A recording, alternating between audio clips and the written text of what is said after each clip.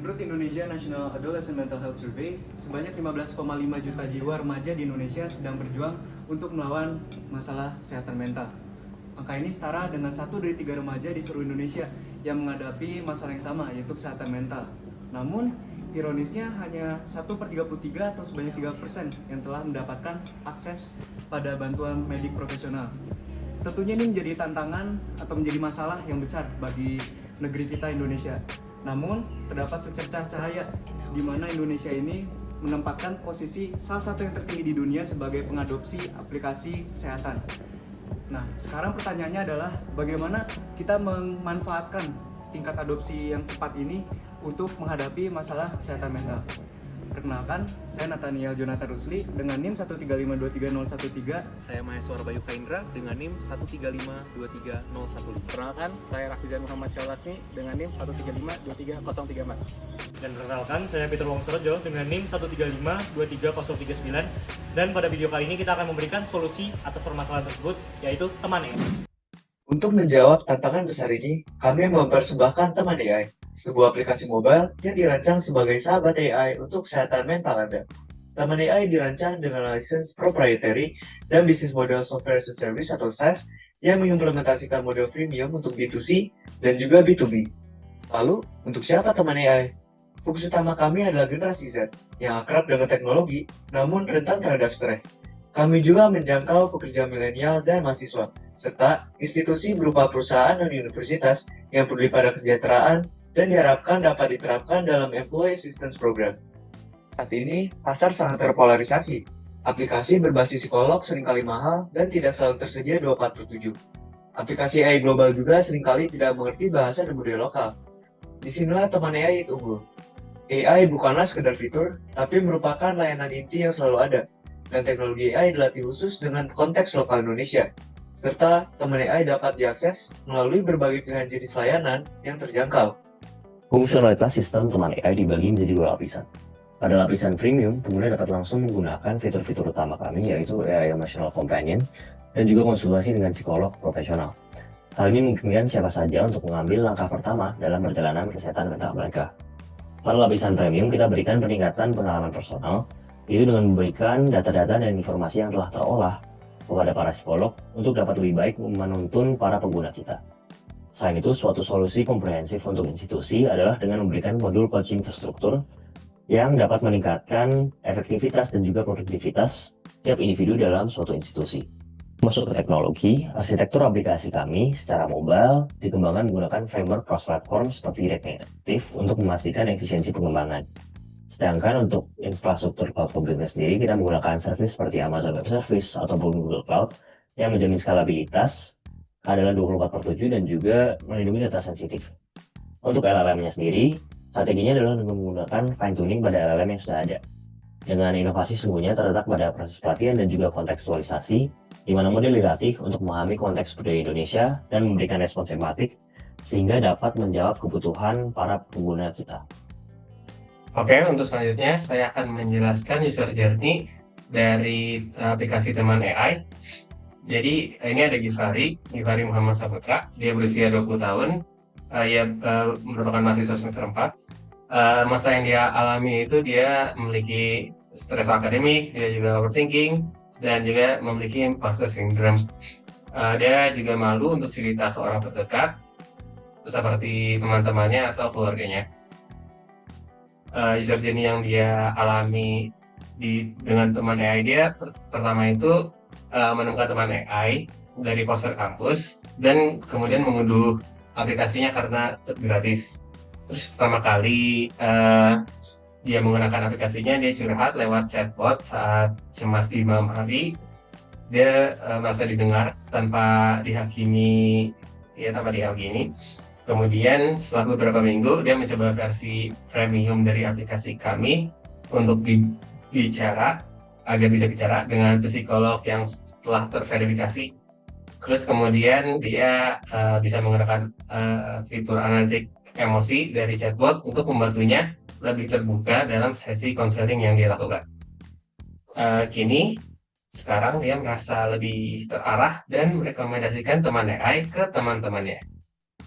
Dengan masalah, solusi, unique value proposition, unfair advantage, serta customer segments yang telah terdefinisi, terbentuk suatu link canvas milik teman AI dengan komponen-komponen tambahan lainnya. Key metrics.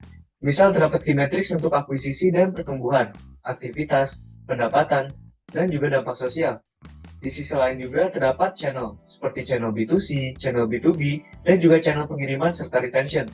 Tidak hanya itu, tentunya diperlukan definisi cost structure yang jelas, yaitu terdapat fixed cost structure, seperti biaya pengembangan, R&D, marketing dan customer acquisition, serta variable dan operational cost seperti infrastruktur, gaji, dan keamanan.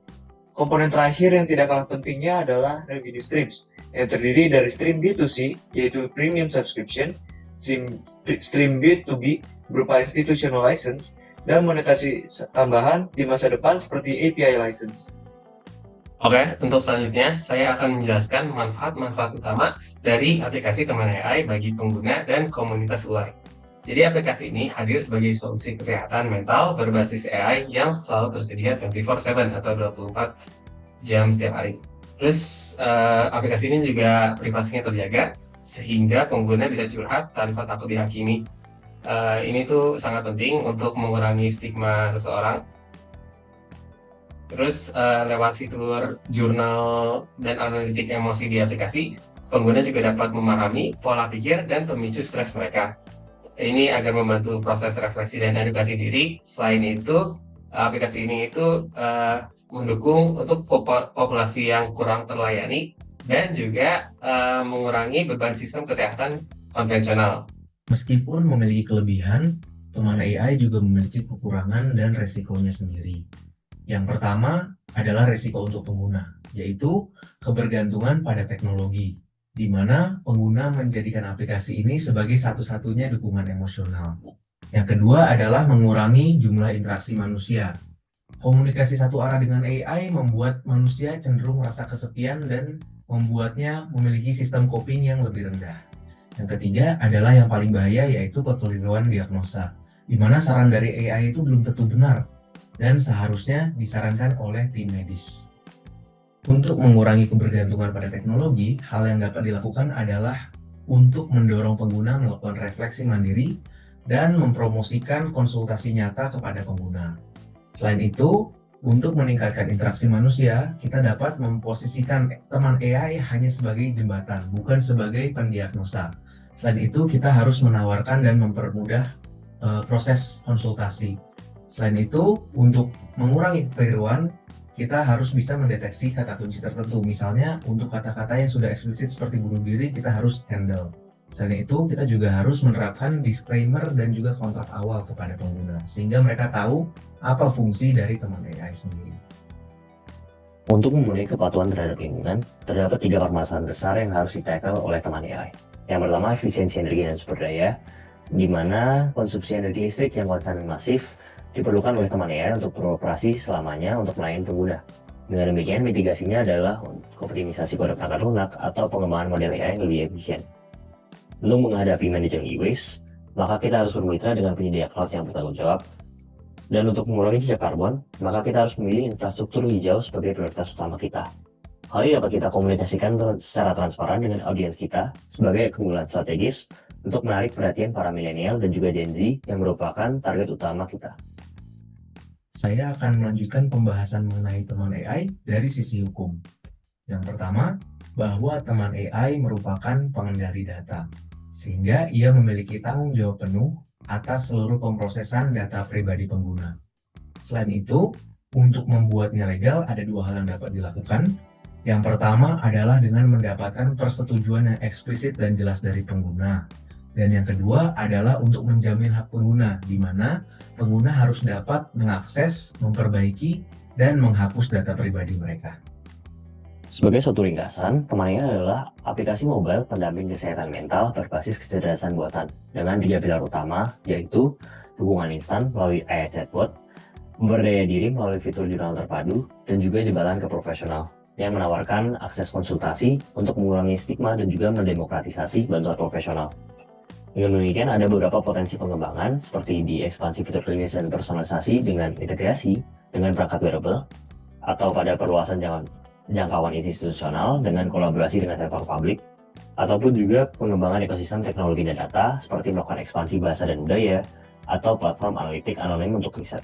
Di hadapan kita semua, terdapat angka yang tidak bisa diabaikan. 97,4%. Jurang besar tersebutlah yang memisahkan jutaan generasi muda Indonesia dari bantuan medis yang seharusnya mereka perlukan.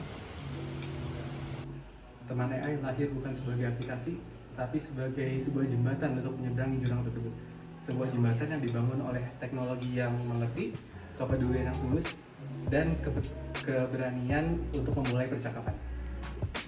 Tetapi jembatan ini terlalu lebar untuk kami bangun sendiri. Misi untuk memastikan bahwa tidak ada lagi yang berjuang dalam sunyi adalah misi kita bersama. Oleh karena itu, kami mengajak Anda semua untuk menjadi bagian dari solusi. Bukan hanya pengguna, tapi juga bagian dari harapan. Mari kurangi angka 97,4% itu dari hal kecil, yaitu dari percakapan ke percakapan. Kami dari kelompok 14 mengucapkan terima kasih.